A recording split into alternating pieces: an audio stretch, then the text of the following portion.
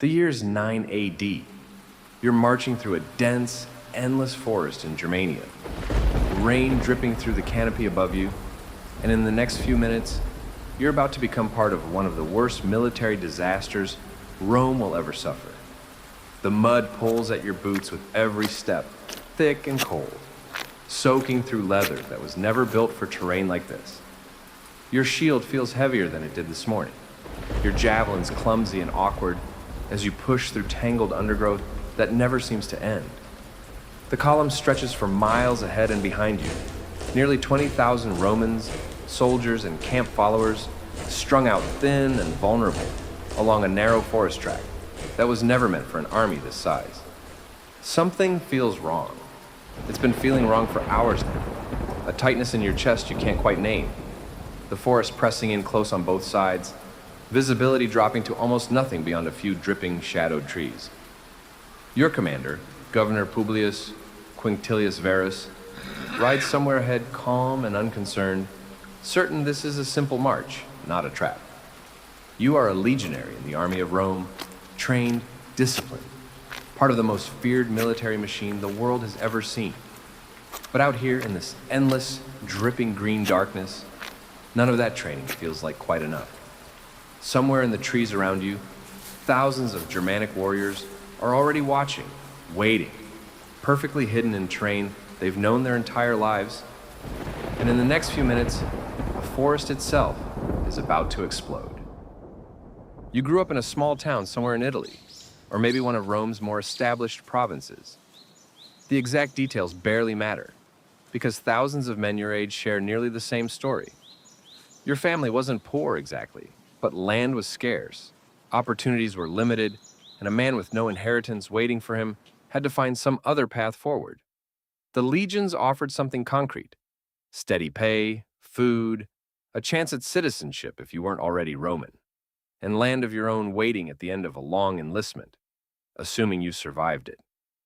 You signed up at around 20, swearing the sacramentum, a formal military oath binding you to Rome and your commanding officers for the next 25 years of your life. 25 years? It sounded almost impossibly long back then, standing in that recruiting line with dozens of other young men making the exact same nervous calculation about their futures. Training reshaped you completely over those first months. You learned to march in tight formation for hours without breaking rhythm, learned to fight with a short sword and heavy shield in the disciplined, coordinated style that's made Roman legions unstoppable across 3 continents. You learned engineering too, oddly enough. Legionaries build roads, bridges, and entire fortified camps from scratch every single night, wherever the army happens to stop. Rome doesn't just conquer territory. It builds directly on top of it, methodically, permanently, and you're one of the thousands of hands doing that building. By now, several years into your service, you've marched across multiple provinces, helped build camps and roads you'll probably never see again, and developed the kind of quiet, hardened confidence that comes from being part of history's most effective fighting force. Rome doesn't lose. Not really, not in any way that matters.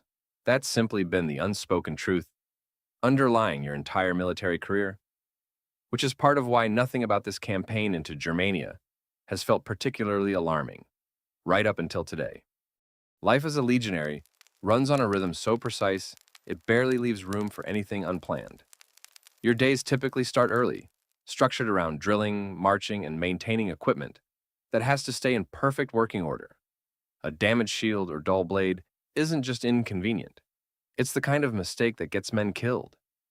You carry an enormous amount of gear on the march, so much that soldiers half-jokingly call themselves Marius's mules, a nickname dating back generations to the general who reformed the legions and had them carry their own supplies rather than relying on slow baggage trains.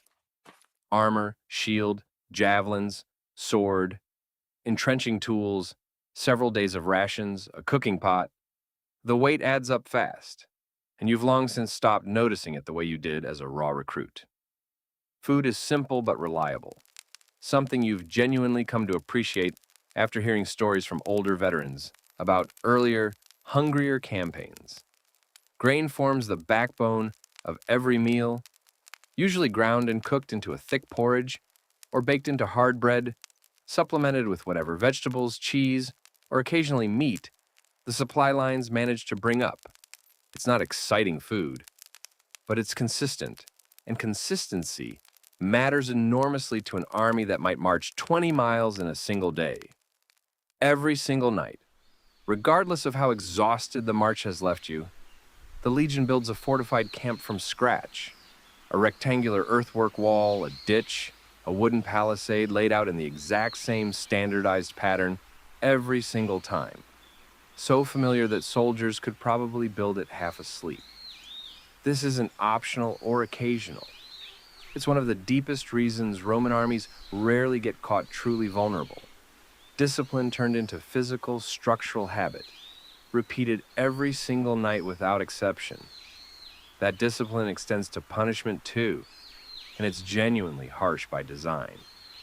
Cowardice, insubordination, or failure in battle can be met with brutal consequences, including a punishment called decimation, where an entire unit is forced to execute one in every 10 of their own men, chosen by lot, as collective punishment for failure.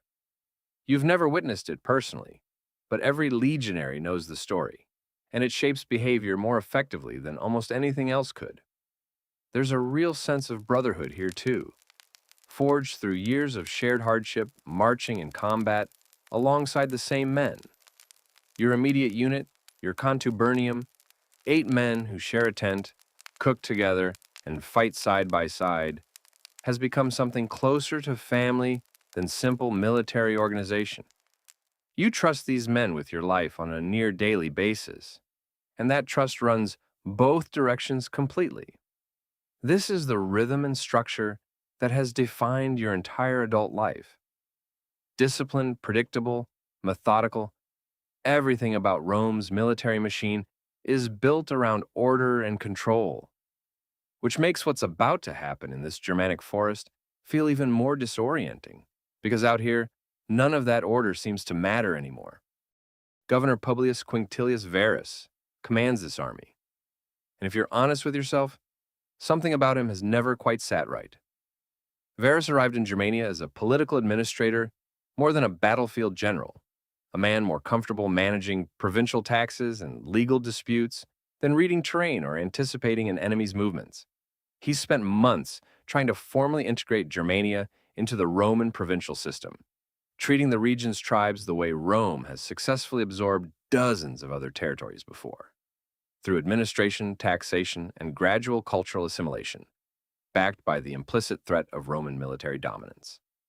What Varus doesn't fully grasp, or refuses to fully grasp, is that Germania isn't like those other conquered territories. Dense, unmapped forests replace open Mediterranean terrain.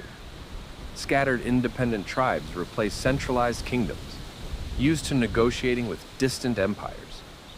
And crucially, one of Varus's most trusted Germanic advisors, a man named Arminius, educated in Rome, granted citizenship, even given command experience within auxiliary Roman forces, has been quietly organizing a coalition of Germanic tribes behind Varus's back the entire time.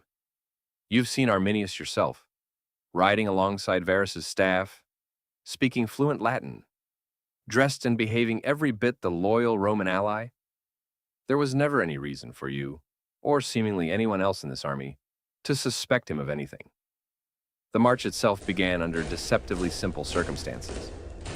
Word reached Varus of a supposed local uprising, requiring his attention, conveniently along a route that Arminius himself recommended, cutting through unfamiliar forest terrain, rather than sticking to safer, more established roads.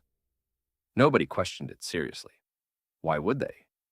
Arminius had proven himself repeatedly, and Varus, ever the confident administrator, saw no reason for real caution. So here you are, strung out across nearly 15 to 20 miles of narrow forest track, not organized in proper battle formation, but spread out almost casually, closer to a slow-moving column than a genuine military force on alert. Baggage carts, camp followers, women and children accompanying soldiers' families, all mixed in among the marching legions. Exactly the kind of vulnerable, undefended arrangement no experienced general would ever allow in genuinely hostile territory. Rain has been falling steadily for hours, turning the narrow path to thick mud, slowing the column even further, stretching gaps between units that should never exist. You've marched through worse conditions before, technically speaking, but something about today feels different, and you're far from the only soldier quietly sensing it.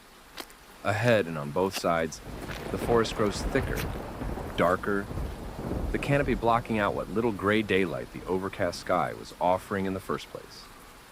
And hidden somewhere within that suffocating green darkness, Arminius' carefully assembled coalition of Germanic warriors is already in position, waiting patiently for exactly this moment. The column is simply trudging forward through mud and rain, the same exhausting rhythm you've maintained for hours. The next, a spear punches through the soldier, marching just ahead of you, and the forest itself seems to erupt in noise, screaming war cries echoing from every direction at once, so loud and so sudden that your mind can't immediately process what's actually happening. You spin toward the tree line, and that's when the real terror sets in. You can't see them. Not clearly, not enough to fight back properly. Germanic warriors move through the dense undergrowth like they're part of it, striking and vanishing before you can even raise your shield in their direction, using terrain they've hunted and lived in their entire lives against an army that's never fought anywhere like this before. Your training screams at you to form up, to lock shields with the men around you the way you've drilled 1,000 times. But the column is too spread out, too strung along this narrow, muddy track, and the trees themselves make tight formation almost physically impossible. You manage to link up with 3, maybe 4 other soldiers, shields raised, but you're a small, desperate island in absolute chaos, rather than part of any real defensive line. Javelins and arrows keep coming from the shadows, impossible to predict, impossible to properly defend against. A man beside you goes down, and you don't even fully see what hit him, but just the sudden, sickening sound of him hitting the mud. Somewhere further up the column, you hear officers shouting orders that mean almost nothing out here. Commands built for open battlefields, useless against an enemy that refuses to ever fully show itself. The mud fights against you too, sucking at your boots every time you try to move quickly, turning simple footwork into an exhausting struggle. Rain keeps falling, cold and relentless, mixing with sweat and blood, blurring your vision at exactly the moment you need it clearest. You catch fragmented glimpses of the wider column through the trees, panic spreading, formation completely collapsing, camp followers screaming and scattering, wagons overturned and abandoned in the narrow track. Somewhere deep in your chest, underneath the adrenaline and training keeping your hands moving, a colder realization is starting to take hold. This isn't a skirmish. This isn't a minor ambush you'll laugh about around the campfire tonight. This is something far larger, far more coordinated, and far more dangerous than anything you've faced in your entire military career. You grip your sword tighter, plant your feet as firmly as the mud allows, and brace yourself. Because whatever's happening here is clearly nowhere close to finished. What should have been a single afternoon of fighting stretches into something far longer, far worse. The column manages to fight its way to a slightly more open clearing by nightfall, and for a few desperate hours, something resembling order returns. Officers rally what men they can. A rough defensive camp gets thrown together despite exhaustion and mounting losses, and you finally get a moment to catch your breath, hands still shaking from the day's chaos. But there's no real relief in it. Everyone around you understands, without needing to say it aloud, that this fight is far from over. The next morning brings a decision that will later be endlessly debated by historians who weren't standing in that mud beside you.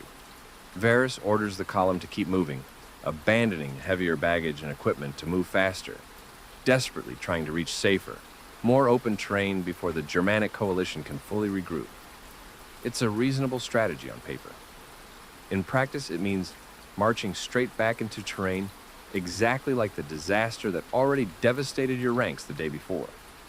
The second day brings more of the same nightmare, if anything intensified. Arminius's forces have had a full night to reposition, reinforcing narrow choke points along your route with hastily built earthwork barriers, funneling your already battered column into even tighter, more vulnerable formations. Rain continues falling in relentless, miserable sheets, turning every path into thick mud that seems to actively work against you, slowing retreat, slowing defense, slowing everything except the mounting casualties piling up around you. You've stopped being able to process individual deaths by now. Faces blur together. Men you trained with, men who shared your tent and your meals for years, simply gone, swallowed into chaos and mud and rain. Your own body runs almost entirely on adrenaline and muscle memory at this point. Training taking over where conscious thought increasingly fails you. By the third day, what remains of the column is barely recognizable as the disciplined, confident army that marched into this forest. Formation has completely disintegrated. Coordination between surviving units has largely collapsed. Desperate, isolated groups of soldiers fight and die in small, scattered pockets throughout the forest, no longer part of any larger strategy, simply trying to survive hour by hour, tree by tree. Word eventually reaches you, passed frantically between exhausted, terrified soldiers, that Varus himself, seeing the battle as truly, irreversibly lost, has taken his own life rather than face capture. A death considered more honorable by Roman standards than the alternative awaiting a defeated Roman governor. You don't have time to process what that actually means. Somewhere close by, through rain and mud and the constant, exhausting rhythm of survival, you can hear more warriors moving through the trees, closing in around whatever scattered fragments of your legion still remain standing. 3 days. It's taken exactly 3 days for one of Rome's most confident, disciplined armies to be reduced to this. By now, you're barely recognizable as the disciplined legionary who marched into this forest 3 days ago. Your shield is battered, one arm bleeding freely from a wound you don't fully remember receiving. Your sword arm, heavy with exhaustion that goes beyond simple physical tiredness. Around you, only a handful of soldiers remain from what was once a proud, orderly formation. Men you fought beside for years, now standing back to back in a small, desperate circle, surrounded on every side by warriors who've spent 3 days slowly, methodically breaking Rome's confidence apart. There's no dramatic final speech, no moment of clarity or peace, just exhaustion and rain still falling steadily through the canopy above, and the quiet, exhausted understanding, shared silently between you and the men beside you, that this is almost certain how today ends. You think briefly of home, the small town you left years ago, the 25 years of service that once felt so impossibly long, the land you were supposed to eventually receive. None of that feels real anymore. Standing here in this endless, dripping green nightmare, mud and blood mixing beneath your feet. The final rush comes fast, warriors emerging from the tree line. In numbers your small group can't possibly hope to hold back. You raise your sword one last time, plant your feet as firmly as exhaustion and mud allow, and do what Rome trained you to do for years. You fight alongside men who've become closer than family until there's simply nothing left to fight with. Word of the disaster eventually reaches Rome, and the reaction is unlike anything the empire has experienced in generations. 3 entire legions, roughly 15 to 20,000 men, an enormous portion of Rome's entire standing military, have been effectively wiped out in a German forest most Romans had never even heard of before this. Emperor Augustus, according to later historians, is said to have wandered his palace for months afterward, sometimes striking his head against doorframes, crying out, "Quinctilius Varus, give me back my legions." Rome never fully reclaims the territory beyond the Rhine after this defeat. The Teutoburg Forest becomes a permanent boundary, an invisible line the empire simply stops trying to push past, reshaping the entire future border of Roman Europe for centuries to come. Your legion's number, the 17th, is never used again in the entire history of the Roman army. Quietly retired, an unspoken memorial to everything lost in these trees. You didn't choose the rain or the mud, or a governor's fatal overconfidence in a supposedly loyal advisor. But somewhere in this forest, alongside thousands of other ordinary soldiers who simply followed orders and did their duty, you became part of one of the moments that permanently redrew the map of the ancient world. So, would you have sensed it coming? Would you have trusted a governor who never questioned the man leading you straight into a trap? That's what makes Teutoburg so different from the other stories we've told here. This isn't a victory to look back on with pride. It's a warning, still studied by military strategists 2,000 years later. Proof that even the most disciplined, most feared army in the ancient world could be undone by overconfidence, unfamiliar terrain, and a man they trusted completely. If stepping into this one left you a little unsettled, that's exactly what we do here. Every episode, a new life, a new army, a new moment in history you've never had to imagine living until now. Subscribe if you want more of these.